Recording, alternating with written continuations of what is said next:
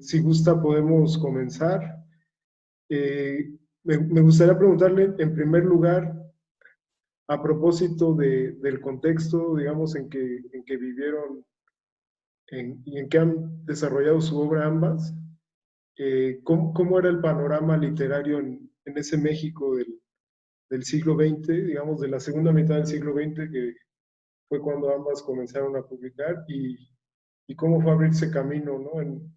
En el mundo editorial Ella o mexicano? yo. Eh, pues de ambas, tanto de su propia experiencia como si conoce algo de lo que Bueno, ella vivió. yo me enteré de María Luisa Puga porque un amigo común al que yo apreciaba mucho y a quien probablemente no conocía a María Luisa cuando le vio su texto fue Arnaldo Orfila, que fue el director del Fondo de Cultura Económica, luego el director de Siglo XXI, y él le publicó Las posibilidades del odio. Se dio cuenta de que era un libro muy importante y lo publicó a pesar de que no tenía muchas referencias sobre María Luisa y que María Luisa no tenía una trayectoria conocida en México, como también eh, Orfila le apostó a publicar a Gardea, a Raúl Gardea. Los primeros libros de Gardea aparecieron en el siglo XXI y Las posibilidades del odio apareció en el siglo XXI. Compartían ideas de izquierda, era muy izquierdista eh, Orfila, y María Luisa, creo, estuvo en el Partido Comunista.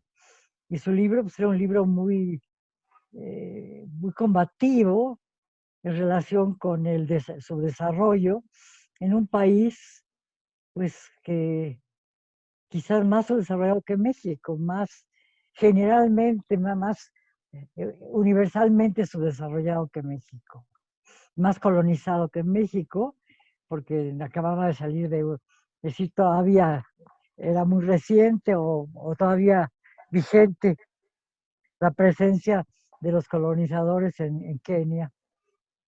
Entonces es un libro muy importante y muy raro en México, porque por lo general no había gente que había vivido en Nairobi y que escribiera un libro como el de María Luisa Puga. María Luisa Puga se hizo, ¿cómo era el México de cuando ella empezó a escribir? Bueno, ese tipo de preguntas me parecen difíciles de contestar. Era muy abundante el panorama de escritura, ¿no? En el 80 ya se habían publicado libros fundamentales de Pacheco, de Elizondo, de Pitol, de Monsiváis, etcétera, de Juan García Ponce, de Iragoitia, ¿no? Eran ya autores consagrados, ¿no? Curiosamente, yo empecé a publicar a cuenta de autor justamente casi el mismo año en que publicó eh, es- eh, eh, En el Sol 71. Secreto, ¿cómo se llama? Sí, Inmóvil Sol Secreto. Inmóvil Sol Secreto, en el 81 lo publicó La Máquina de Escribir, y yo publiqué, creo que en el 81 también, o en el 82, 200 ballenas azules, a cuenta de autor, como ella publicó también a cuenta de autor. Son 3 cuentos insólitos de Sol Secreto, que la verdad yo no había leído. Lo leí ahora que me lo mandó usted, y me parece un cuento muy redondo, muy inteligente, muy perfecto en cuanto a su escritura, a su concisión, a su forma de organizar el problema, ¿no? El paisaje, la relación amorosa o la destrucción de la relación amorosa. Me parece muy, muy bueno, muy intenso, y me recuerda curiosamente también a Gardea, que acabo de mencionar, porque en Gardea el tema del sol es un tema esencial. Él escribe su Chihuahua natal, ¿no? Y en muchos de sus libros, el sol es uno de los personajes más violentos, más terribles, de una manera muy distinta a la de Puga, a la de María Luisa Puga, pero el sol tiene esa presencia desorganizadora, destructora, violenta, negativa, casi imposible de soportar, ¿no? Y que lo domina todo, ¿no? En realidad es una de las cosas más interesantes del cuento, cómo el sol va incidiendo profundamente en las relaciones amorosas, ¿no? Es decir, con esa cosa de intolerancia, ¿no? La casi imposibilidad de enfrentarse a una realidad tan profundamente deslumbrante y desoladora, ¿no? También la relación entre la falta de agua y el sol, la falta de arena en las rocas, el mar, un mar hinchado, como ella dice, color violeta y hinchado. Muy impresionante la parquedad del lenguaje y la exactitud con que se describen esa destrucción paulatina de una relación que ya estaba destruida, pero que se trataba de reconstruir y que no pudo hacerse, ¿no?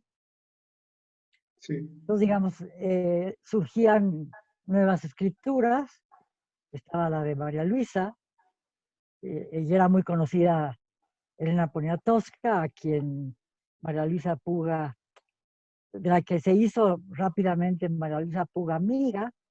Estaba también ya, había publicado cosas de Mónica Mansur, con quien María Luisa hizo viajes. Además, María Luisa, Mónica Mansur y yo estuvimos juntas en los talleres que había organizado María Luisa en el Ongarícuaro. Yo estuve tres temporadas sucesivas en el Ongarícuaro, dando clases, eh,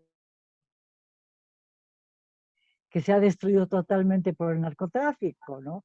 En aquella época, cuando María Luisa ya había decidido irse a vivir a Siragüen con, con Isaac Levin, casi su única forma de ganarse la vida era en los talleres de Longarícuaro, que eran talleres organizados por Pete Smith, un norteamericano mexicana, y que organizaba talleres en el verano y en las Navidades, ¿no? En diciembre, con mucho éxito, con gente que venía de todas partes de la República, con jóvenes y con escritores en ciernes a los que María Luisa les daba clases, ¿no? Entonces, esa era una relación muy importante de María Luisa también, ¿ya? Y el interés en impartir talleres literarios, ¿no? En un momento en que había decidido vivir una vida más o menos de anacoreta, una vida curiosa, la de María Luisa, que se quedó huérfana muy joven y que decidió exiliarse durante un tiempo largo. En ese sentido se parecería a otro exiliado muy importante en las letras mexicanas, que es Sergio Pitol. Desde muy joven también decidió irse de México y pasó pues, muchísimos años fuera y escribió muchas de sus novelas fuera, ¿no? María Luisa, bueno, vivió 10 años fuera, en Italia, en Inglaterra, en Nairobi, y regresó a México y fue muy activa.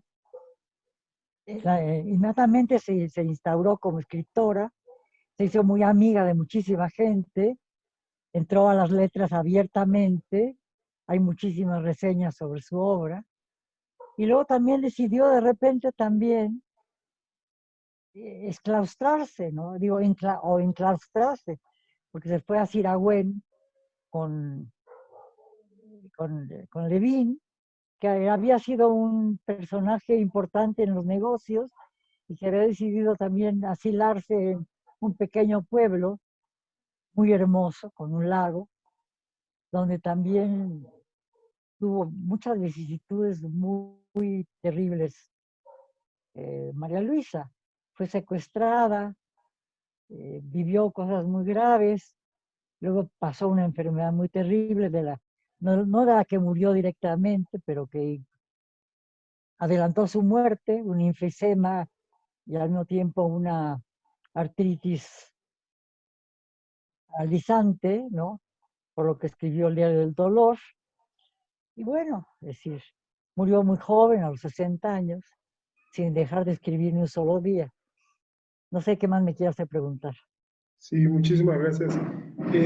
Precisamente ahora que comentó sobre su obra que está basada en la vida en Kenia, por ejemplo, como las posibilidades del odio, y esta vida viajera itinerante que llevó María Luisa Puga, quisiera preguntarle también, a propósito de lo que usted ha reflexionado en estos últimos meses, sobre cómo se reflejó la vocación de la autora, de María Luisa Puga, en su obra, y, ¿La y de María Luisa o en la mía? en la de ella, en su obra, o sea, y en el cuento en particular, ¿no? O sea, en este caso es sobre, pues, este escape a una isla en Grecia y un país en el que ella también vivió algún tiempo. Entonces, ¿cómo son estas intersecciones entre su propia vida y cómo trasladó su vocación a su obra, ¿no? O sea, en el caso de la estructura autobiográfica, por ejemplo. Miren, no lo sé bien. Yo conocí bastante a María Luisa. Les digo que participé en los talleres en Orícuaro y conviví con ella en esos días. La veía yo en México también. De alguna vez nos juntamos con Orfila, pero realmente muy amiga de María Luisa y muy cercana a su obra y a su transcurso como escritora, pues no fui ni soy, ¿no? Es decir, era muy libre, que vivió en provincia y que muy jovencita, a los 24 años, decidió empezar una vida muy aventurera, muy libre, como se ve también muy claramente en el cuento, ¿no?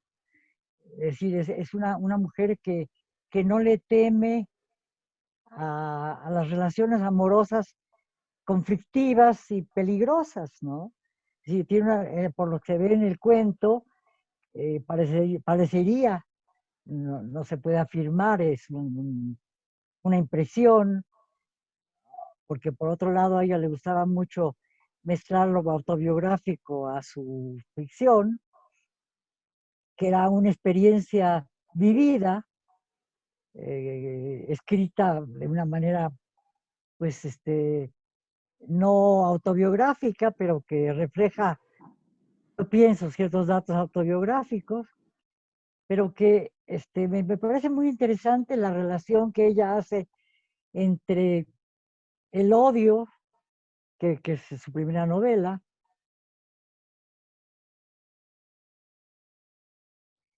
que quiere restablecer una unión que ya solo está atravesada por el odio, en realidad, ¿no? Es el rencor del personaje con el que vive, que no puede tolerar que ella lo haya traicionado, que se haya enamorado de otro, y para colmo, recibir de repente un buen día una tarjeta postal de aquel hombre y cosa que vuelve a encender sus celos, y como ella dice muy bien, más que sus celos, su amor propio, porque lo que no puede tolerar ya es la rabia, el odio que le tiene porque su narciso se ha visto vulnerado por la actividad de infidelidad de la mujer con la que vive. Y se van a refugiar a una isla que aparentemente las islas de Grecia son paradisíacas, pero esta no es en absoluto paradisíaca, es una isla muy primitiva a la que está casi deshabitada, porque la mayor parte de los personajes ha habido un accidente muy fuerte y la mayor parte de la gente vital se ha ido. Entonces está llena de viejos y de mujeres, ¿no? Y de turistas, pero de turistas de categoría inferior, porque son hippies que no tienen, que pasan un mal vivir en la isla y que lo único que hacen es pues ir a un café, que es un café de mala muerte, como la casa donde los ex enamorados viven, ¿no? Entonces, digamos, hay toda es una cosa muy sórdida, muy desolada, horrenda, como ya dice muy claramente, es decir, fuera totalmente de esa tradición espectacular que hace de las islas griegas algo paradisíaco y a la que los turistas van porque van a encontrar con un mar profundamente azul, con caseríos muy blancos y muy elegantes, muy bonitos, ¿no? Una cosa que ella dice que me parece importante también, es decir, que los habitantes de esa isla no son parecidos a los habitantes de otras islas en donde hubo una colonización turca muy fuerte. En esa isla no hubo colonización turca y se nota en la forma de vestir de las mujeres. No hay nadie vestido de negro. Las mujeres se visten como latinoamericanas, dice ella, metiendo ahí su propia identidad, que aparece poco, pero que en ese dato de ese adjetivo de latinoamericanas está planteando de dónde viene ella muy claramente y cómo la isla tiene algo por los colores de los vestidos de las mujeres, porque no hay esa tradición tan, eh, tan fúnebre de luto que hay en los países en donde hubo colonización turca y donde los musulmanes dejaron una impronta muy fuerte, como en Yugoslavia, por ejemplo, y en algunas partes de Grecia, que estuvo este, durante un tiempo colonizada por los islas que tienen esa impronta. Ella lo plantea muy bien con una simple frase, mujeres vestidas con colores latinoamericanos, lo cual me parece muy, muy interesante, ¿no? Es, es a mí me gustó muchísimo el cuento, me pareció uno de los mejores cuentos escritos en México y en cualquier idioma, porque es de una sobriedad, de una serenidad que contrasta con el contenido del odio del cuento, ¿no? Mira, hay una cosa sorda, violenta, de traición, que se consuma al final, porque para que se logre la separación definitiva, una separación que se está gestando de una manera muy insidiosa, como parasitaria, ella logra terminar con esa relación cayendo otra vez en la infidelidad, ¿no? Para que definitivamente esa infidelidad se marque como algo definitivo y la imposibilidad del retorno de la pareja. Me parece muy bien, pero además me parece muy bien el contexto en el que están inmersos esos personajes, y como la isla, como la cocina, como el baño, como la habitación que ellos han salvado se convierte en un laboratorio de arañas, ¿no? En un observatorio de arañas, ¿no? Como tienen un baño de mosaicos desiguales, pero sin agua. Cómo tienen que meterse al mar y salen del mar empapados y con la arena pegada a los cuerpos, ¿no? Y secándose bajo un sol inclemente que solía a cada momento a echarse de nuevo al mar y luego a ir al pozo que está enfrente de la casa para, me imagino que limpiarse de esa agua de mar que es tan insolente y tan asoleada como el sol mismo, ¿no? Digamos, me parece muy, muy, muy, y además muy revelador que utilice a un autor tan, eh, tan terrible, tan desolado, tan, tan negativo en sentido de los sentimientos y tan extraordinario en su escritura, que es extraordinario de todos los escritores del boom, ahora bastante olvidado, pero con unos libros verdaderamente deslumbrantes, en donde el desasosiego, la depresión, el fracaso, la enfermedad, eh, anuncia ya lo que iba a ser el Uruguay y la Argentina que ahora estamos viviendo. Uruguay ha mejorado, pero fue un Uruguay que él tuvo que abandonar a Onetti por las posibilidades del odio, obviamente, ¿no? Entonces, además, Onetti indagó de manera muy, muy extraordinaria en las relaciones amorosas, generalmente relaciones amorosas fracasadas, ¿no? Y este es un cuento del fracaso del amor y del fracaso del encuentro con lo paradisíaco, la imposibilidad de encontrar el Edén, la imposibilidad de encontrar el paraíso, que es clásico en Onetti también, y Sí, que él maneja también el miedo y el odio como sentimientos fundamentales. Entonces, bueno, no sé qué más quiere preguntarme. sí, claro, muchísimas gracias. Y ahora, a propósito de la referencia que acaba de hacer justo a la identidad latinoamericana y en el caso específico de un escritor como Juan Carlos Onetti, ¿usted cuál considera que sea la importancia, digamos, de volver a poner en circulación estas obras, estos cuentos escritos por mujeres, como es el caso de Antología de Vindictas, en medio de pues una industria o un ambiente literario que estuvo dominado principalmente por figuras masculinas, ¿no? Como fue el caso del boom al que usted acaba de hacer referencia también. Bueno, hubo mujeres muy importantes en el propio Uruguay.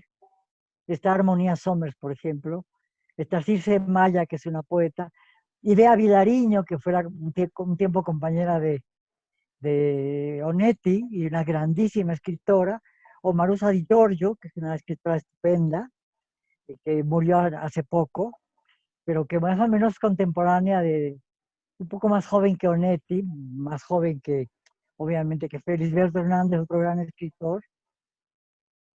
Eh, eh, pues digo, creo que en la época en que empezó a escribir María Luisa, ya había bastantes mujeres importantes, no con la fuerza que tiene ahora. Me parece muy bien que en Vindictas hayan recogido de nuevo, reproducido libros de escritoras que fueron importantes en la época en que escribió María Luisa Puga.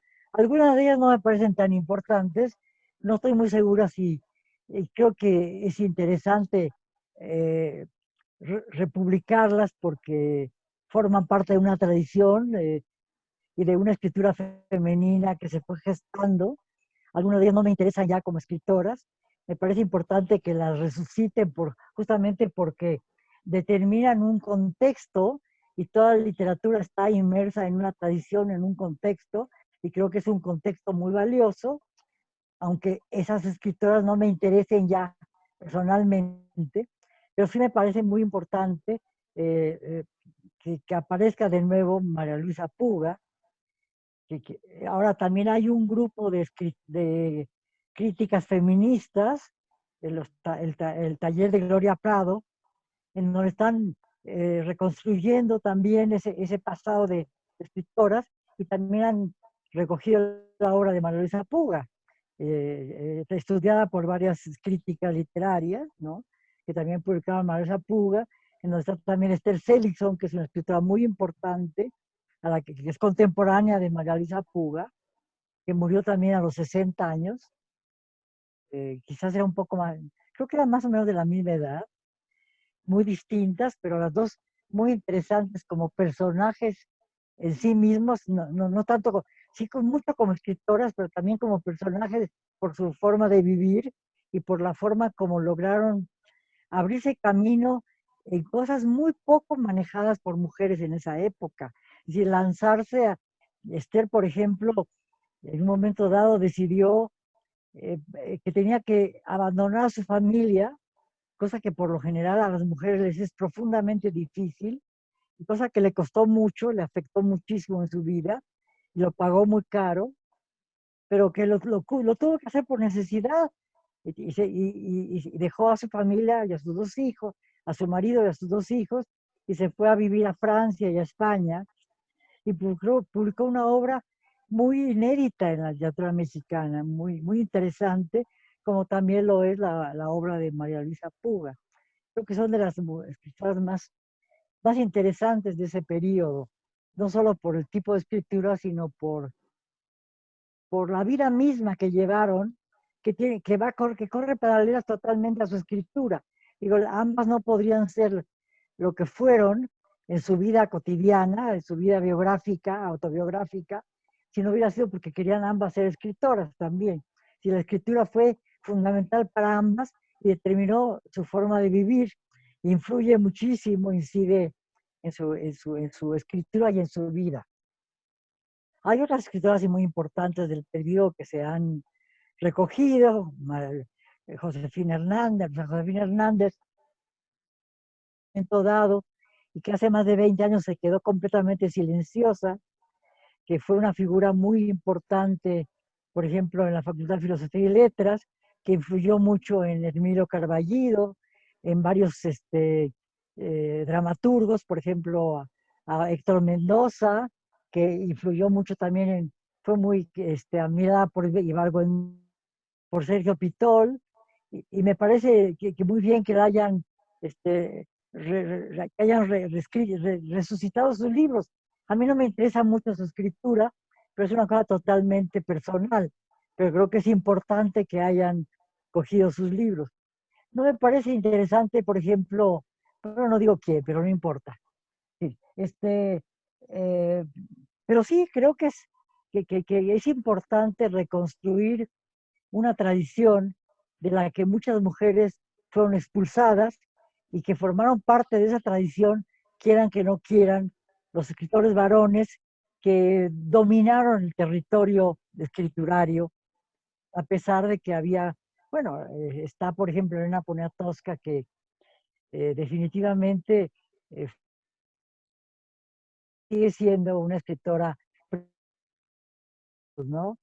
Este, junto con otros escritores que siguieron funcionando, con Monsiváis, sí, creo que por ejemplo García Ponce es un escritor bastante olvidado ahora, y fue muy importante en la época en que escribieron todos ellos, en que escribió Titol, escribió Ibargüengoitia, etcétera. Otro escritor muy importante en la época es Elizondo, extraordinario escritor, que de alguna manera también ya no se lee tanto ahora, y que es una pena porque es uno de los más grandes escritores que ha producido México. Entonces, a Sergio Pitol se le sigue leyendo mucho, creo que no tanto a Juan García Ponce, a José Emilio Pacheco se le sigue leyendo mucho. En fin, es toda una época. Hay otro escritor importante de la época que se ha olvidado muchísimo, que es Jorge López Páez, ¿no? Que también es muy importante como escritor, y yo creo que también a ellos se les debería resucitar en publicaciones, porque la literatura, si estamos en una época en que lo femenino ha irrumpido de manera espectacular, y muy legítima y muy importante, y que hace que se tome en cuenta a muchísima gente que es menos importante y que solo es importante en la medida en que forman parte de un contexto, que en ese sentido es fundamental recrearlo, ¿no? Pero esas mujeres, de donde está María Luisa, de donde está Luisa Josefina, donde está Amparo Dávila, donde está Guadalupe Dueñas, donde está Rosario Castellanos, todas esas mujeres que son muy importantes, forman parte de un contexto cultural que fue, este, es un contexto masculino y femenino, ¿no? Y hubo también no binarios y binarios y transgéneros, aunque todavía no se los reconocía. Sí, muchísimas gracias, doña Margo. Y ya por último, precisamente a propósito de lo que comentó de que tanto María Luisa Puga como Esther Seligson, por ejemplo, tenían esta intención, la vocación de ser escritoras, y derivado también de uno de estos textos señeros sobre el feminismo, sobre la escritura hecha por mujeres y sobre el que usted ha reflexionado ampliamente durante los últimos meses, como es Una habitación propia de Virginia Woolf. Eh, en una entrevista publicada en la revista de la Universidad Nacional decía precisamente María Luisa que fue, Virginia influyó mucho en ella, ¿no? Y ese fue el motivo del que ella haya optado por irse a vivir a Inglaterra, por ejemplo, en un momento dado de su vida. Entonces, quisiera preguntarle sobre la vigencia de esto que mencionaba Virginia, sobre la importancia de la libertad financiera y sobre todo de un cuarto propio para poder escribir novelas, como ella decía, para el desarrollo de la literatura escrita por mujeres en este siglo. Es absolutamente evidente que la escritura de Virginia Woolf es fundamental y para toda escritora, y que su libro Un cuarto propio, una habitación propia, es un libro muy importante en el proceso de liberación femenina y específicamente de la escritura. Sin embargo, como ahora lo están viendo, por ejemplo, hoy conversábamos con unas amigas que vinieron a visitarme sobre esta segunda edición de Tsunami que ha publicado Sexto Piso. Yo no la he leído, pero me hablaba de una escritora creo que de Aguascalientes, de clase bastante, que hablaba de cierto tipo de mujeres que han accedido a la escritura, pero que es imposible para ellas tener lo que quería que Virginia Woolf tuviera todas las mujeres, una habitación propia y dinero. Es decir, que es imposible para muchas mujeres que están escribiendo poder tener las facilidades que tuvo Virginia Woolf, porque además una habitación propia es un libro que surgió de unas conferencias que ella dio en una de las universidades más exclusivas y, y refinadas y prohibidas del mundo, que es Cambridge. Dio clases dio dos conferencias en Girton College, que era un colegio que había sido fundado a finales del siglo XIX para alojar a mujeres, para que hubiese también mujeres en Cambridge, que era un antro absolutamente dedicado a hombres. Y ella, Virginia Woolf, cuenta cómo fue invitada a una comida realizada en uno de los colegios de los varones, y cómo esa comida es una comida suntuosa, con vinos, con comida elegantísima, porque claro, para estar en Cambridge se tenía que pertenecer a las clases sociales más altas, ¿no? Y el libro de Virginia Woolf, de habitación propia, es un libro que está dirigido a las mujeres de clase alta, ¿no? Es decir, es un libro de una aristócrata y al mismo tiempo de una aristócrata inglesa que toma en cuenta sobre todo la producción literaria inglesa, que ni siquiera toma en cuenta, cuando hace un recuento de la producción literaria femenina, ni siquiera toma en cuenta la producción de los Estados Unidos, cuando en su propia Inglaterra estaba una escritora muy importante, muy amiga íntima de un escritor que ella conoció mucho, porque era un visitante asiduo de la casa de su padre, que era Henry James. Entonces, era Edith Wharton, que una gran escritora norteamericana que vivió gran parte de su vida en Inglaterra, como Henry James, la amiga de Henry James, a la que ni siquiera cita, y que publicó libros muy, muy, muy buenos, ¿no?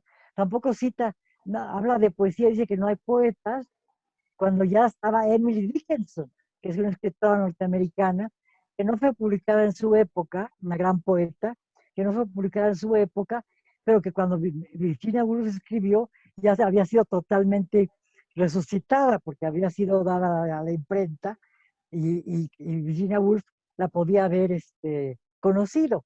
Virginia Woolf no era poeta, pero sus libros son muy poéticos, ¿no? Las reflexiones de Virginia Woolf sobre las flores, sobre la luz, sobre el sol, sobre el mar, son fundamentalmente reflexiones muy femeninas, pero al mismo tiempo muy relacionadas con formas de ver el mundo poético, ¿no? Y en ese sentido creo que eso probablemente le llamó mucho la atención a María Luisa Puga. Pero María Luisa Puga no se parece en su escritura, a mi modo de ver, a Virginia Woolf. Es decir, la escritura de Virginia Woolf está llena de recovecos, de barroquismos, de, de, este, de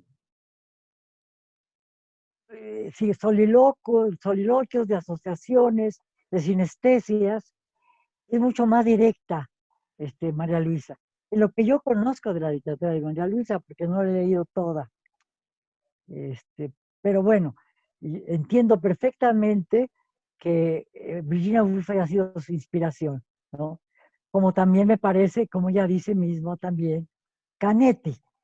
Canetti es más seco en su escritura, más filosófico, ¿no? Aunque también Virginia Woolf trabaja la filosofía de una manera muy intuitiva, pero creo que hay más, la sequedad, en cierta medida, la forma de enfrentar directamente, con mayor franqueza, más tajantemente las cosas, son más de Canetti que de Virginia Woolf. Pero entiendo perfectamente que Virginia Woolf haya sido su inspiradora, porque ha sido inspiradora no solo de mujeres, sino de muchísimos hombres. Ella fue una mujer verdaderamente fundamental en la literatura inglesa, cambió totalmente la forma de escribir, cosa que no se siguió haciendo como ella lo hacía. Tanto Joyce como ella hicieron fueron una revolución importantísima en la escritura de las letras inglesas, de las escritas en inglés, pero ahora se escribe de una manera mucho más realista, mucho más tradicional, más decimonónica, cosa que no hizo Virginia Woolf, ¿no? Y creo que María Luisa Puga trabaja más a la manera más tradicional la escritura, pero al mismo tiempo de una manera revolucionaria por la manera tan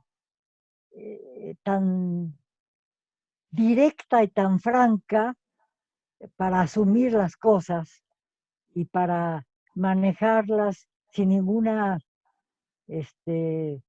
sensiblería. Creo que es una escritora poco sensiblera. Eso me parece muy importante en ella, cosa que no tienen algunas de las escritoras que han sido resucitadas en Vindictas. Muy bien.